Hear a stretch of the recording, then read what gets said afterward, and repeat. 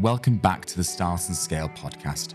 I'm your host, Jack Brandwood, and this is the place where we're speaking with people who are starting and scaling tech businesses. We're talking with founders, investors, and everyone in between.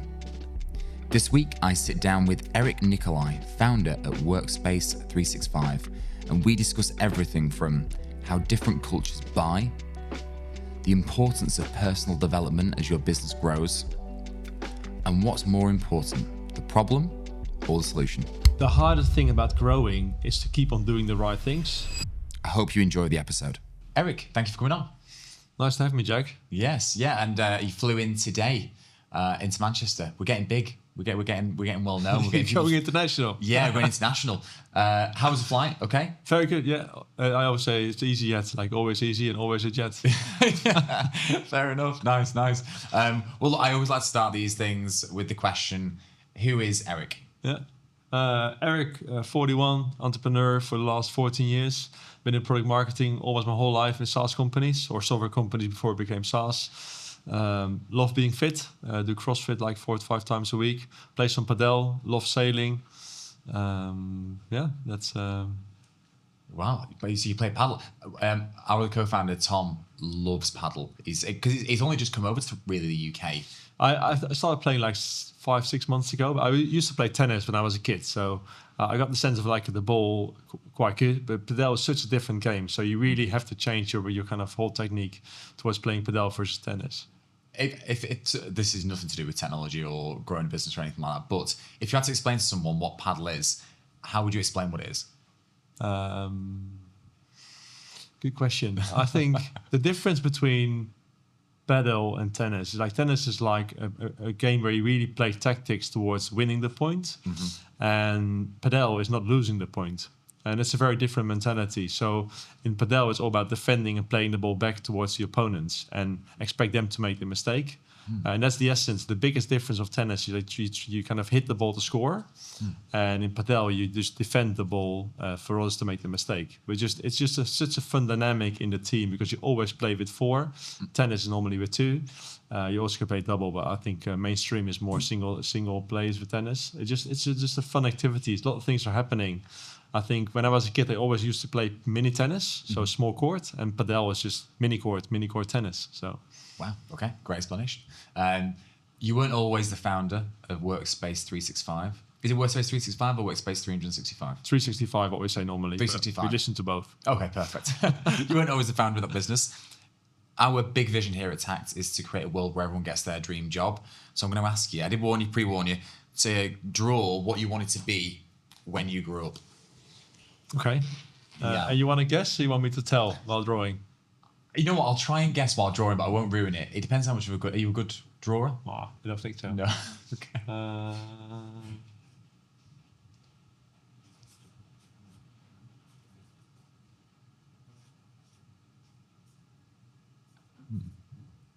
don't think I've got any clue at all. Which isn't to say that you're...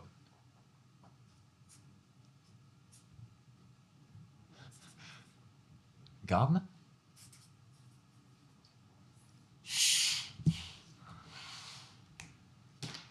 Okay.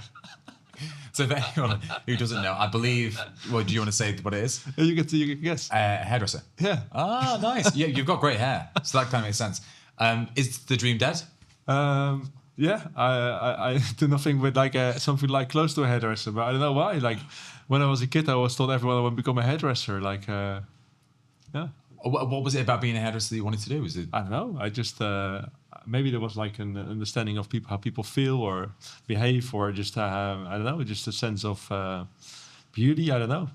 Interesting. Yeah. Okay, so definitely a far removed from what I probably haven't told anyone this. So I think normally I tell people I want to become a pilot because that came after. Okay. My very young Erik always wanted to become a hairdresser. So thank you for being so honest. Yeah. Look, Erik, you based in the Netherlands, grew your business there, decided to move it to the UK, to Manchester. Yeah. Why? And also, what have been the struggles moving over to the UK? Yeah, so as a Dutch company, we had kind of global aspirations kind of quite early. So we went to some US events, roadshows in 2013, 2014. as we have an indirect business model, right? So we sell to MSPs, resellers in the IT industry, and they resell our product. So I think 2013, 2014, we were talking to like companies like GoDaddy, Vodafone, to potentially distribute our product. We felt it was too early, so first focus on our home market. So we decided to focus on the Netherlands first. And around 2017, 2018, we just started to reach out to international partners in Norway, UK, Australia, New Zealand, those 4 countries. As a result, we really got some really nice kind of partners reselling our product Workspace T5 to their respective customers. And I think the first initial phase of globalization or internationalization went really well. We also felt that our Dutch team sometimes struggled to really kind of understand the international dynamics of doing business internationally, because it's always easy to focus on what's happening in your home country rather than to focus on something happening somewhere else. And we felt if you really want to break through the barrier of the UK, it can't be done from the Netherlands because there's a language barrier, and even despite how well your English is, there is just a difference of interpretation of culture. And that's why we said we want to make the plans to start the company in Manchester, let's say the UK for us, the first decision, and then find the right office location for our UK office. But I think being in the UK is very different than when you are, let's say, from the Netherlands trying to help your UK partners and customers. Because the culture difference is big. Yeah, and I think that's why I wanted to ask the question, because we speak to a lot of UK entrepreneurs, founders, who are always trying to get out of the UK, and get into Europe and US and that sort of thing. So it's interesting to see it the other way around. How would you describe the difference between how Dutch people buy and how English people buy? So I think you kind of described 2 things. One is like coming from the UK towards Europe, right? So Europe is quite fragmented, right? So you can say the Nordics is already 4 countries, right? So every country is different language. So I think cultural differences are in details, but it's also in attitude, right? If I look at our customers and partners in Norway, it's quite similar to the Netherlands, where we see something new and we just like to try it. And the UK, without trying to put everything on the same kind of experience, but I think that in the UK, by default, people are more risk averse and trying to really get a feeling of, is this company solid? How long will they stay? Are they here to stay, or are they going back to the Netherlands? I think like risk averse is a very different mentality in the UK than it is in the Netherlands, because we just love to try new things. Right. Okay, that's interesting. So in the UK, are you saying that if someone's to buy something, it's more like, well, my job's riding on this. If this doesn't work out, I'm going to be in trouble. Yeah, I see a parallel in our team in the UK, where making mistakes that's the behavior towards mistakes is done very differently. Right. So I see an attitude with my Dutch colleagues that we just keep on trying until we kind of find the right answer, and despite making mistakes, just keep on going. And I feel that in the UK, our colleagues sometimes just wait until they have the right solution and then try. And I think the same what we see with our customers is just really trying to validate. So in our contracts in the UK are different. We have more risk clause in our contracts. Say if you don't like it for the first 6 months, you can stop. Or if you don't want this for the first 3 months. So we really incorporated things in our contract for our UK customers and partners. They're very different than what we have in the Netherlands or Norway or Australia or New Zealand or anywhere else. So when approaching a customer in the UK, I guess, what differences do you see that you have to make? So in my first, we call this discovery meetings, right? So if I have a discovery meeting with a potential new partner in the Netherlands, say, I like it, I don't like it, not for me, or not for now, maybe 6 months from now. But what they say to me is actually what it is, right? So there is no second agenda. But in the UK, every discovery meeting I had was like, amazing, great product, I want this. But then I did the follow-up and nothing happened, right? So, and then my UK colleagues told me, Eric, but this is not what they mean. They say this, but this is what they mean, right? So it's really hard to read through the lines if you're not used to this kind of culture of not saying what it is. Because if I see a tree, it's green. I say the tree is green, right? So we can debate about the color, but I think we just all see a green tree. In the UK, I learned that the answer isn't always what it is. That's very interesting. What was it like hiring people in the UK versus Netherlands? I think similar experiences is that I think you sometimes get the answer you want rather than what they want. And I'm not asking a question to get the answer I want. I'm trying to ask a question to understand what you want. And I think it's also quite insightful how much preparation people in the UK put into a job interview. Like how much they actually learn about your company before they come to a job interview. They know almost every detail. In the Netherlands, they just show up and have a conversation. It's a completely different mentality. Is that a good thing? I love preparation. Yeah. I think being prepared is a good thing, but not for the sake of giving the answers the other person wants to hear. It's about what you want to hear. So the question I always ask, like, what do you want to achieve in your life? Like, because in the end of the day, a job is something to help you achieve what you want, and not the other way around. So if you don't fulfill someone's purpose in their personal kind of objective in their career, they won't stay within your company for a very long time. So business objectives need to align with personal objectives. If they're not aligned, people will go anyway. So personal alignment with business alignment is crucial. That's a really good way to look at a job. And yeah, and I think as a founder and someone who hires people, that you should probably have that in mind, right? For me, it's just a privilege, right? So I ask people to spend their precious time to work for Workspace, and I can only appreciate them spending 40 whatever hours per week of their free time to work within Workspace. The only thing we can give in return is appreciation and salary. But I think the most important thing in life you have is time. So asking people to spend their time to join Workspace feels like a privilege for me, but it should also feel like a privilege for you, right? So it should be kind of twofold. And if that works, there is magic. Love that. And the idea for Workspace 365, where did that come from? So my co-founder and I used to work at a software company from 2005. I joined in 2005. He joined a bit before. And we were in the scanning industry.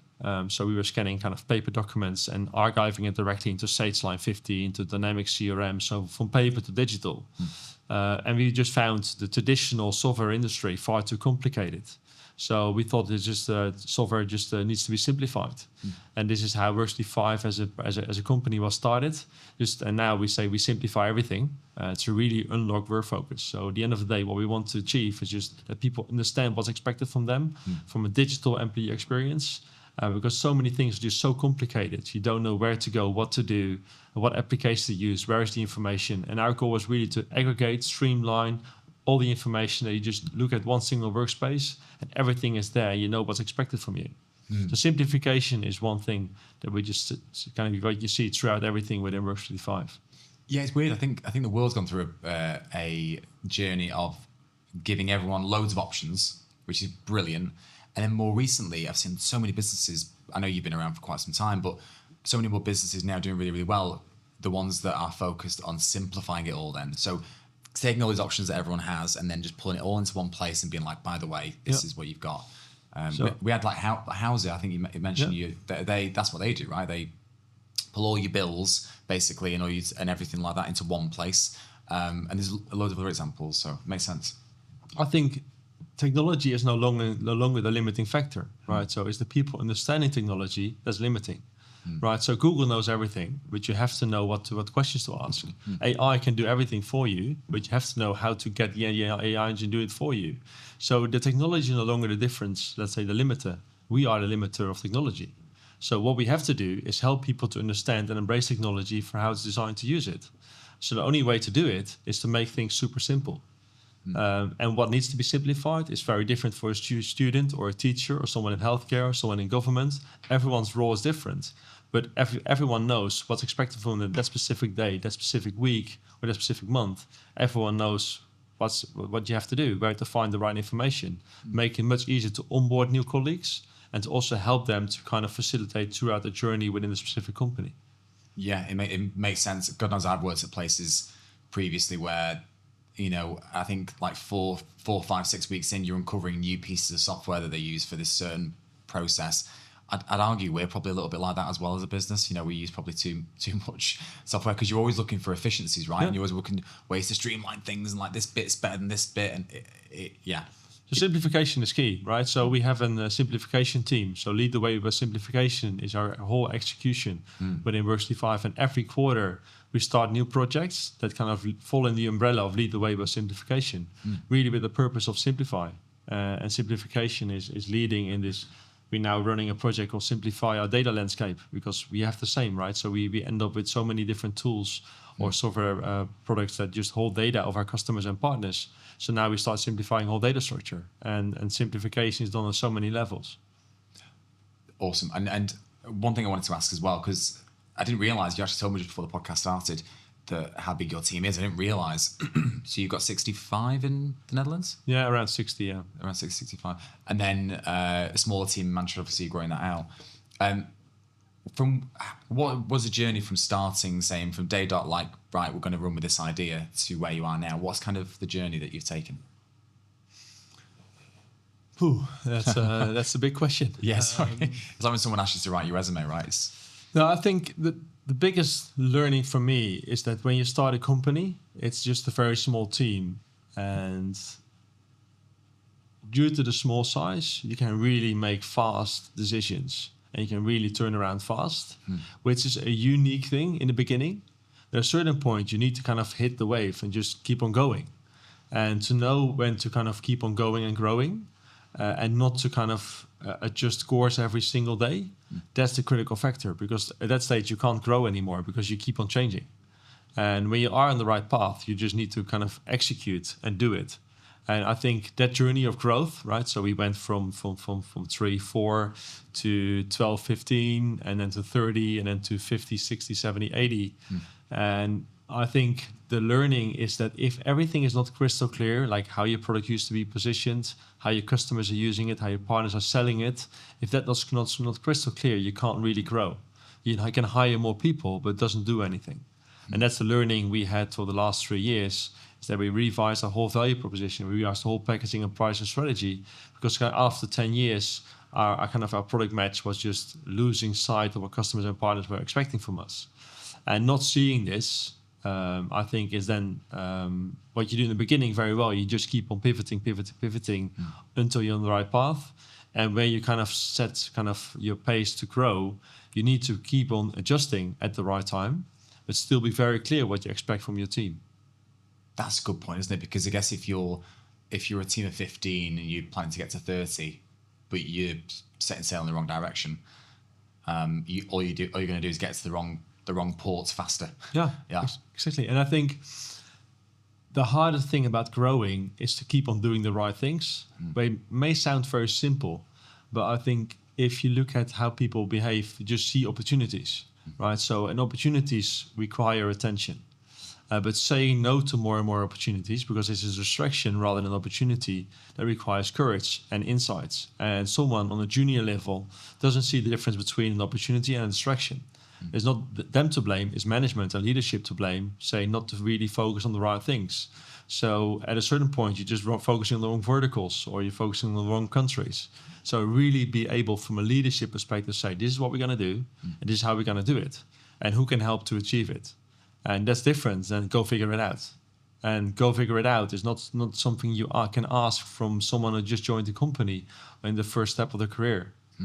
It's almost like if you compare it to a restaurant, right? So a junior chef can follow the recipe, and he can improve the recipe. He will not write the recipe, right? So he may come on the Saturday evening and say, I did this on home on the Sunday. Can you taste it? Which is fine, right? So brilliant. So keep on trying. But you have to follow the recipes, because that's just been in the restaurant. That's why the restaurant is successful. You don't hire a junior chef for saying, just go cook. You give them the recipes. And often we forget to create those recipes for our junior chefs. So this is what we do. This is why people come and eat with us, right? So the same with us, right? So we have a successful product. Why do people love Workspace 5? If that's not crystal clear, how can other people know, if they join Workspace 5, how to sell, position, and market it? How do you go about figuring out or refiguring out what it is your customers do want? So we operate and run the company based on scaling up methodology, which is kind of focused on 4 elements. It's cash, strategy, execution, and people, in a random order, but they all need to be sufficiently fueled or kind of operating, because cash is fueling people.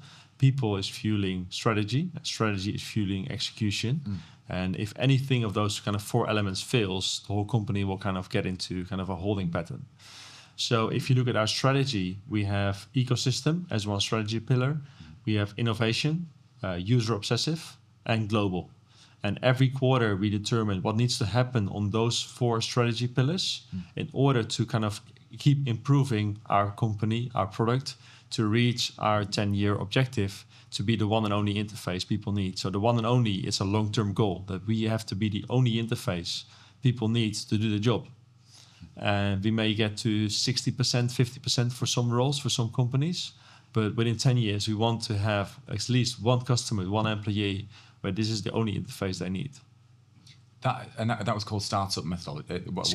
Scaling up. It's actually almost like a gathering of a lot of business methodologies, like the habits. The 7 habits of highly successful people, and many more kind of business books that have just been aggregated into the book called Scaling Up from Vern Harnish.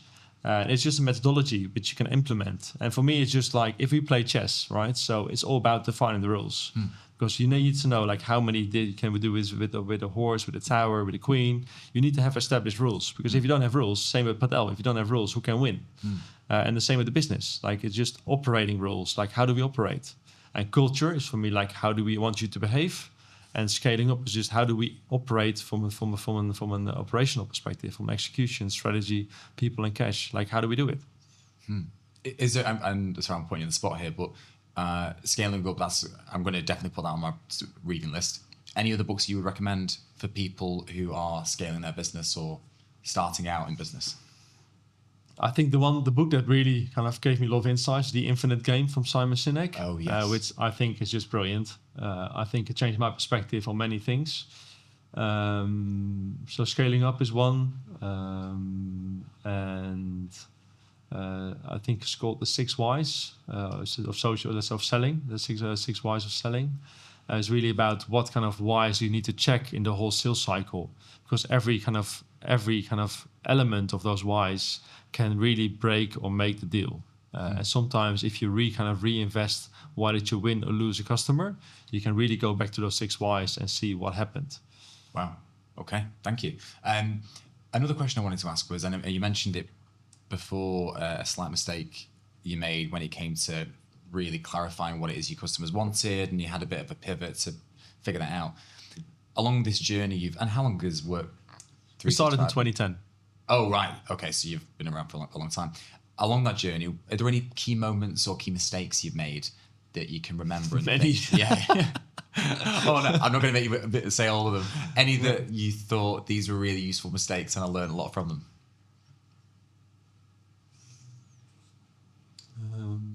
I think growing too fast, which is one. Around 2018, 2019, we set sights on the UK and US. We thought we can do everything at the same time and just keep on growing. But if you don't have a crystal clear recipe, it's really hard to kind of maintain that growth, because again, you add headcount, you add colleagues, but you don't add anything bottom line, top line, which is a mistake. So growing too fast without a very crystal clear plan to do it, I think that was a mistake. I wouldn't do it again. And second, like 2 years ago, we tried to kind of reorganize our management team to kind of step more away as a founder, to kind of leave the operational element to the company to the management team. And then I underestimated like how much impact you can have as a founder and CEO to really even on a day-to-day basis. So not just long-term strategy, but also day-to-day, influencing your partners and customers on the cool way, like where we're doing on innovation. And it's just, the company is really hard to make it bigger than just, let's say, founding, just the founders. And that's just, I think, a phase where we're still in. Like, how can you go beyond founding phase, founder sales? And it's crucial. It's also hard to kind of surpass, to get beyond founder sales. Yeah, and that the first one there, you mentioned the growing too fast thing. I think it's what comes first, the chicken or the egg, right? It's like, do we need the people to facilitate or fulfill the orders that we have, or do we need to get the orders first and maybe not fulfill them as quickly as we can? But I don't know, in your experience now, looking back on it, would you say you need the demand there first before you get the people, or do you need to get the people in there to create the demand? I think it's not either or. It's a bit of both, right? So if you want to start in the UK, you need to say, okay, what's the minimal viable team we need to get feet on the ground? So not overdo it, but just be cautious about what's the minimal viable team you need in order to be successful. So I think it's not either or in regards to that. You need to have demand first before you hire, because sometimes you also need to prepare, right? So if you see that something is happening, you need to prepare, because hiring new talent just takes time. It's not that you just open a can and just people pop out. It's a process of finding the right talent. And yeah, I think that's just something you have to prepare for and just make it happen. Did you bootstrap the business, or did you get external investment? A bit of both, to be honest. Cool. So for the first 3 years, we bootstrapped and we funded our development of product via external project development. So we were doing software development for other companies, and using the revenue to kind of grow our own product. At a certain point, that was just creating too much friction and awareness, because we're just getting more and more projects, which is a good thing. So at a certain point, we thought about, hey, if we just separate it and just run 2 companies, because it was quite successful to kind of do software development on a different way for other software companies, because we took design first. So we first do prototypes, designs, and then we were building it. And that was like 10, 12 years ago, where design was just not a critical element of software development. Right. So kind of software redesign was a kind of a unique spot. We said, but if you really want to focus on a platform, Workspace D5, we have to stop the software development, because it's just distraction. So that's why we kind of used funding to kind of bridge the gap of our kind of software revenue, what we're getting from other software companies, to fully focus on our own product, and to kind of leverage our MRR to the point of cost of the company. And we've kind of been going break even since, right? So break even has been a very long thing. We just, every time we do something, if we grow, we just hire more colleagues, and not focusing on just pulling funding in to grow faster, because I don't think that funding is always the right thing as an answer to growth. Wow. How did you know it was the right time to bin off this very successful software work you were doing to focus on Workspace 365? I can't recall the exact moment. I think that just distraction where we just needed because you constantly need more, right? So because your team is growing, you also need bigger projects. Requires more and more time from the key people. It's not something you do on the side.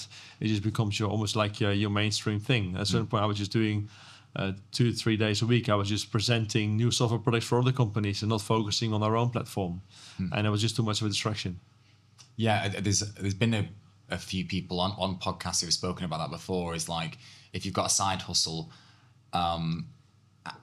you shouldn't have a side hustle for too long, because if you've had a side hustle for too long, then your main hustle, I could use the word hustle, but your main hustle isn't getting the attention it requires. Yep. And really the attention that you're using on that side hustle, you could put into your main hustle and make it a lot more lucrative. 100%. Yeah, and the reason I ask the question is because a lot of founders are in a position where they are perhaps in full-time employment, and they've got this thing on the side, and they're just seeing if it's kicking off and seeing if they can validate it and see if people want it. And then there's that moment where you go, right, I'm going to get rid of this very secure employment I have, and I'm going to focus on my dream to build this product. I think it's just an interesting moment. I don't really know what the right answer is for people to take that leap. I think to have a side hustle for 2 years to kind of bridge, just start as a freelancer, just do it for 1 or 2 days a week, just use the money you get as a freelancer to focus on your own business for 2 years. That's perfectly fine, right? So I don't think it's about going full in from the first day, right? So I think it's really good to tip your toes and to be secure about the moment you do it. But I think there are just, if you are sure about your own your capabilities and your attitude, you can literally make anything to success. So it's not about the idea you had when you started. It's like how you listen to your customers to make your idea match what your customer wants. And I think that ability to constantly pivot and adapt to your customers makes any company successful. So you can deliver anything with the right attitude and the right listening capacity to your customers. What do you want?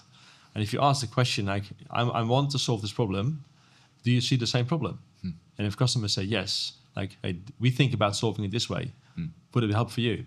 If they say yes, okay, we will probably say a financial transaction. If we solve this problem for you, how would you want to spend on it? And if you just get that commitment and you get a commitment from multiple customers, I don't think you even need funding, right? So just get funding from your customers, because that's the best money you can get. And again, and also on that, if you're not in love with the solution, you're in love with the problem. Like, you're trying to fix this one problem, the solution can change and will change. Will change, yeah. Will change. Like, there's no company on earth that started with the same idea that were successful with 5 years later. It's about solving what problem you want to solve, but how you solve it will change 100%. Because the issue is, if you fall in love with the thing you're trying to fix it with, then you become very blinded, right? Yeah. Like, no, this is what I'm doing. I need to do this, even though it doesn't solve the actual problem. And even many things will change afterwards, like business models and the way you can make money, or the way customers spend money. So things will evolve. And there is no company that would just stay rock solid with the same model, with the same product for 10 years. Everything. I think your ability to adapt is a critical factor. If you're too stubborn and you focus on the thing you started with, it will fail anyway. Do you feel like, as a founder, you need a certain element of, I don't want to use this term in a bad way, but delusion, like almost like be a little bit delusional? 100%. Because let's say if we were a company within, let's just take a large British company, let's say within Vodafone, right? So Vodafone says we have a simplification team and we need to simplify our whole data structure, and we need to simplify our whole employee experience. And you start as a company and you say, let's just make it successful. So let's use our partners to sell it. If it doesn't get to, let's say, $1 million revenue in 2 years, they would just kill the project. Why? Because it's not bringing anything top line to the results. And I think the time it takes to make a startup successful is the time only founders will spend. So you need to be somewhat delusional, because it will take far more time to get to a certain point of success, to see market penetration of your product. And most larger enterprises don't have the time and don't spend the time. That's why they spend time on acquisitions, to get out the companies that made through the first wave of success and trying to acquire them to make it part of their kind of company, because they kind of done this natural selection process of the 5% that made it. Wow. Yeah, that's a really good point. It's almost like the small turtles, right? Have you ever seen on the beach? No. If you go on the beach, like this massive turtle, female turtle, puts on 100 eggs in the beach, in the sand, and they kind of cover their eggs. And after, let's say, an X amount of time, when the eggs pop, all the turtles go to the sea. But only of the 100, only 5 of them really make it to kind of adult life. And it's just part of the nature. So you can either change the whole kind of farming, where you kind of protect the eggs and kind of protect the turtles. But if you follow nature, out of the 100 eggs, only 5 will survive.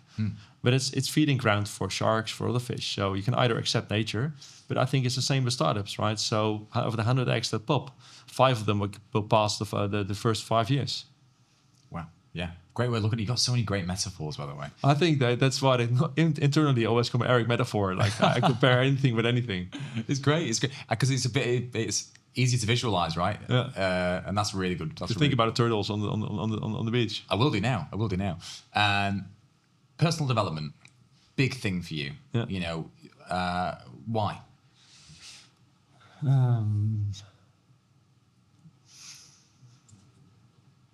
That's not a simple question. The question may be simple. The answer is very complex. I think for anyone running a business, I think at a certain point you realize work is not the only thing you can do, right? So I think in the beginning you focus far too much on work, and I think that's the only thing that is me, is work. I think at a certain point you realize there is more to life than just your company, and that's the element of kind of personal development, but also that you see that your company is asking different skills from you in the beginning than after 5, 10 or X amount of years. So you need to adapt, because if you don't adapt to the needs of your team and your company, they will better off with someone else. So I think it's just a natural thing of changing, adaptability to what your company expects from you, in order to continue to be successful, rather than just as a startup founder doing all the sales by yourself and decide everything for yourself. You need to let other people in, otherwise you can't kind of scale a company to anything. Yeah. So when you spoke about it first time around, I thought, well, look great. It's like something selfish, you know. You should, but it's not actually selfish, is it? Like you said, as your company grows and develops, another collection of skills is required, and that's what you should be focusing on, right? Is Yeah, so I think so when your company will grow, your customers will grow. But when you start with SME customers, right, so that's a different sales cycle. When you go into enterprise sales, that's a different sales cycle. That also requires different skills. So for me, personal development is like, who am I? What do I do? And on the flip side, it's all about like, how do you act as a person? Like, so I used to be going to the gym before I started this company, and I think I had a phase of having children. Where you kind of have a phase of like spending less time in the gym, focusing on work because you have less sleep. And I think after a few years, I realized like the only thing I can be the best version of myself if I'm fit.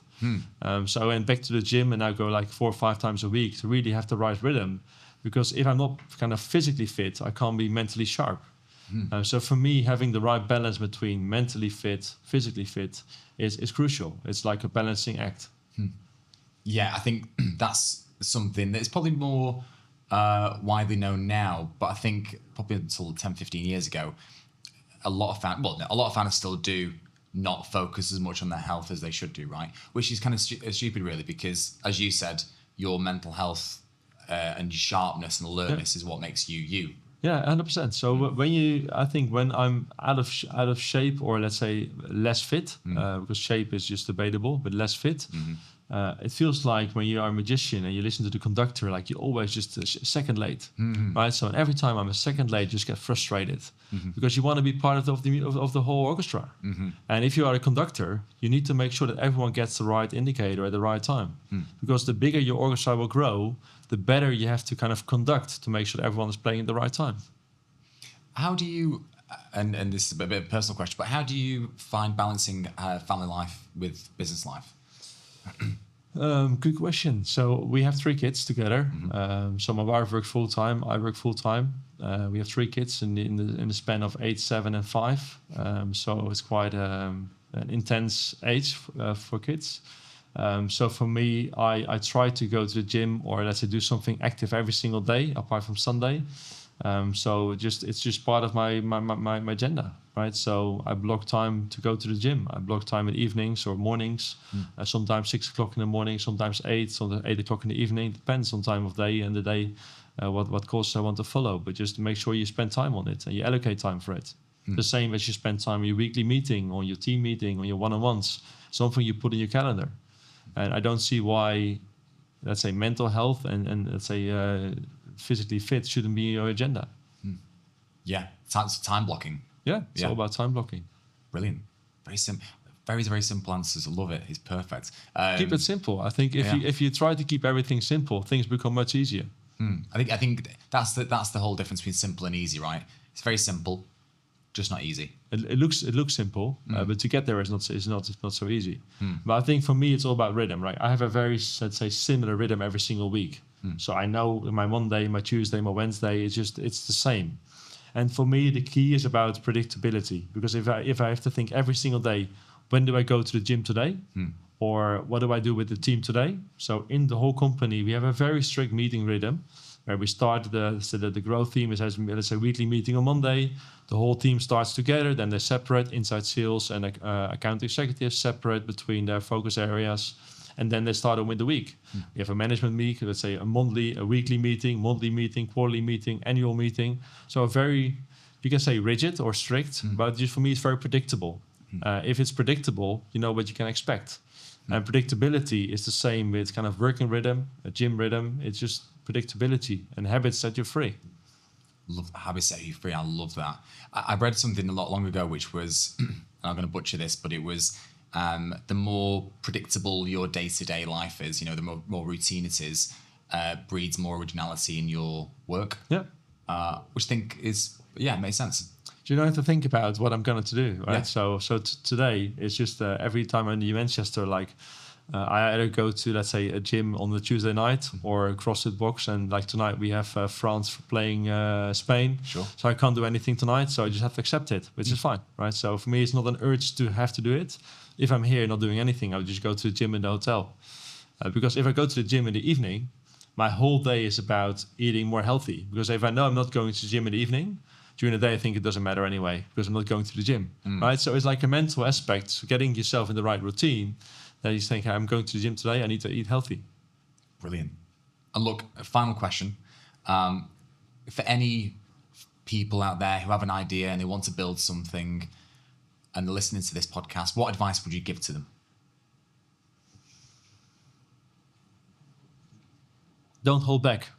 So just do it, but at the same time, don't focus on the solution, focus on the problem, and keep on validating how to solve the problem. And I think too often, and we spoke about this, too often people are fixated on the solution and lose sight of the problem. And I think if you just pursue the problem you want to solve, you will be able to kind of solve the problem. But you probably not necessarily know how to, but your customers and partners and people around you can help you to figure it out. Perfect. Thank you. Great answer. Well, look, Erik, thank you so much for coming on. Really appreciate it, and excited to see you around Ancoats sometime. 100%. Thanks for having me, Jack. And that's it for this week's episode. Thanks so much for listening, and I really hope you enjoyed it. Anything we talked about will be linked in the show notes, and if you haven't already, don't forget to subscribe wherever you listen to your podcasts, and we'll catch you on the next one.